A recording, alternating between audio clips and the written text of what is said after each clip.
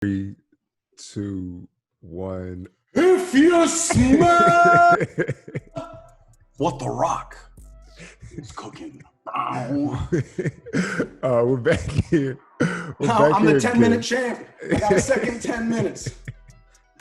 I'm about to say, like, I'm just put like in the jaw, like, continue. We gotta get into this. Whatever you need to do. So you said you step outside from the store, they're occupied by the military, and you're just like, there is no way this is gonna be like, it was like, to think about it. For me personally, Philadelphia during this time is one of the wildest places, because like, it started here. Like, when you think about the American Revolution, like, it started here. Like, people really don't acknowledge that. The first capital. Yes, exactly. So I was like, for things to be happening here at a certain rate are amazing. So you said the most violent thing you saw was the Christopher Columbus protest. Definitely the most violent, because that's the only place I saw like actual, like, that's the first time I saw violence that was like protester v protester, civilian v civilian. The other violence I saw, because I missed the riot nights, I had to go to work. I was so pissed. But I also saw the aftermath of the tear gassing on 676. What do you mean? I had a friend. If you're on Instagram, which you probably are watching this, if you're on my Instagram, one of the first IG lives posted on my timeline is me interviewing a friend of mine who was on 676 who got tear gassed. Damn. So I knew he was there, and I knew he was going to be there, and I looked at his story, and it was just him crying, and he was kind of funny about it. So he's like, "Oh, they tear gassed me," like kind of making a bit out of it. And I was like, "Oh shit!" And I start sprinting, because I lost a good like 10 pounds out there at these protests, because literally just sprinting. Because to be in front of those long lines of parades, you have to run in front of them, wait, watch them pass, run back in front of them. And I'm not a little guy either, so I'm a hauling ass with my 6'2" frame, just bumping into people in a pandemic. But so the most violent stuff was the Columbus people attacking one another. But then other than that, it was the aftermath of the tear gas, and also the bikes. The police love hitting people with bikes. They love hitting people with bikes? That's the main thing, because you got to think, the main thing, and it's something that I think is lost on a lot of people, is optics.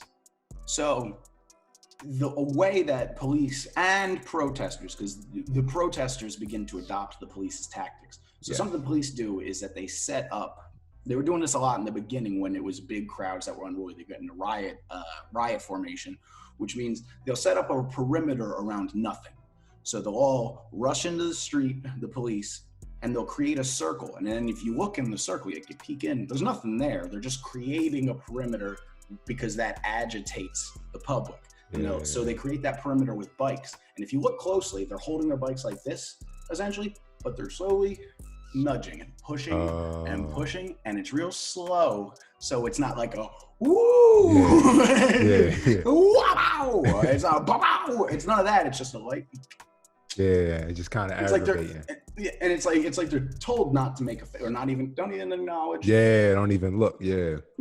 So they kind of do that, and that was some sneaky shit. And I saw them doing it to people who were like kneeling and sitting down, and you just kind of notice them. They inch forward, and they hit people, push. After a while, shit kind of gets ugly. And then eventually someone throws a water bottle, and the police go, "We're being attacked." It's on. It was like, bro, it was crazy to see this shit. Like, I was telling somebody, you appreciate this and understand this, because you talk about time. I was like, I feel like we're living through like the neo 60s.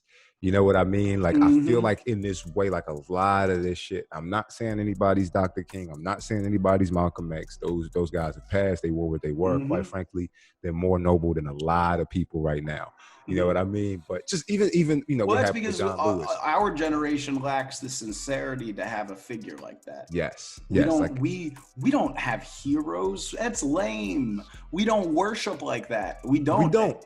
But I think what it is it's kind of like we're ruled by committee. You know what I mean? So it's not. So it's not that we don't have any one person we gravitate towards like that.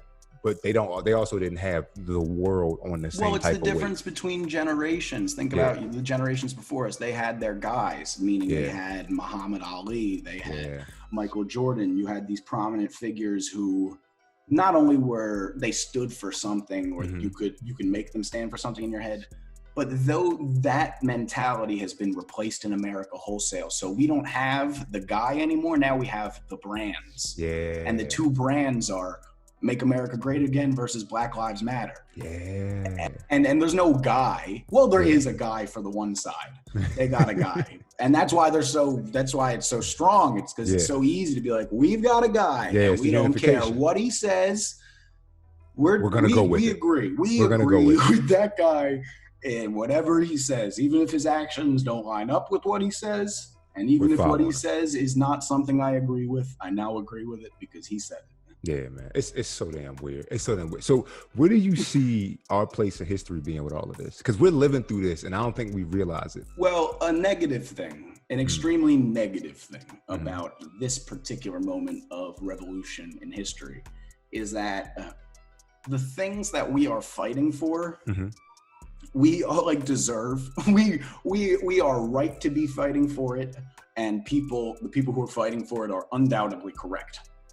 Just like basic things, like even the things that are not even on the docket right now, like healthcare for all, or like helping house the homeless.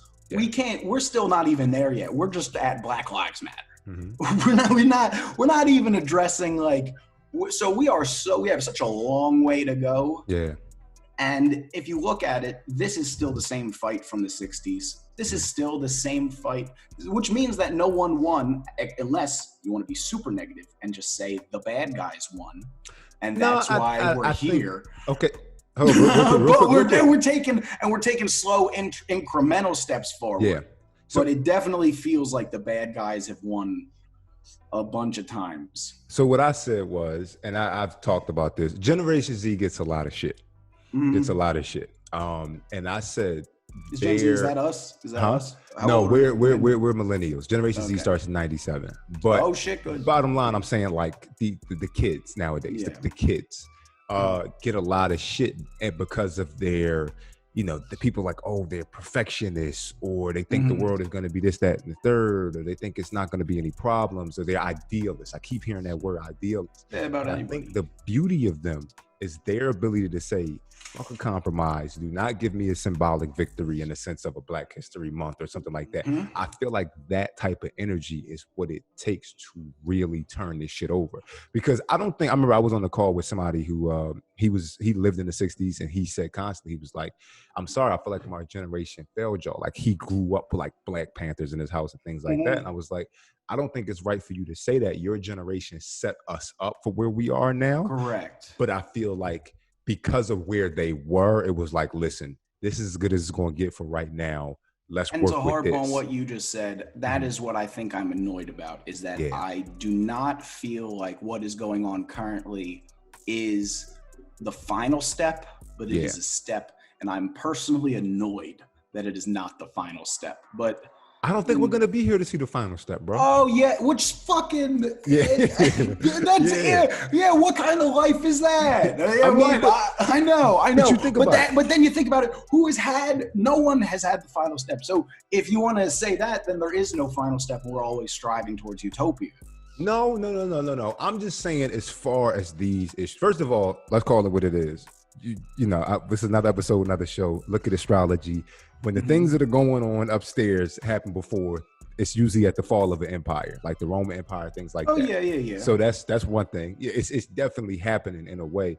But like I said, I just feel like what's really happening is like, these things have to get unpacked. These things have to change. But America, as we know it, it's such a, you don't spend 400 years building something and the shit gets broken one day unless a meteor hits. You know what I mean? Well, I don't think most people would argue that it was never not broken. Yeah. Oh, no. What I'm saying in the sense of like the image of it. You know what I mean? Oh, land of the free, home of the brave.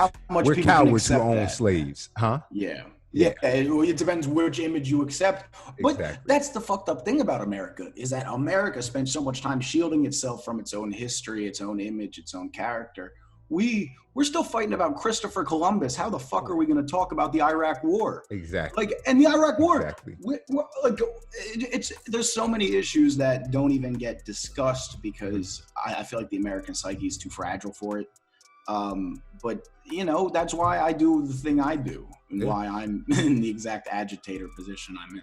I love it. I love it. Well, all right, bro. That's the second 10 minutes. We definitely want to have you on or get an at-length interview. We might just have to No, we break can this do 10-minute anything shit whenever. completely. You let me know. And I got some shit coming on that we might need you for. Yo, hold up. Plug everything, bro.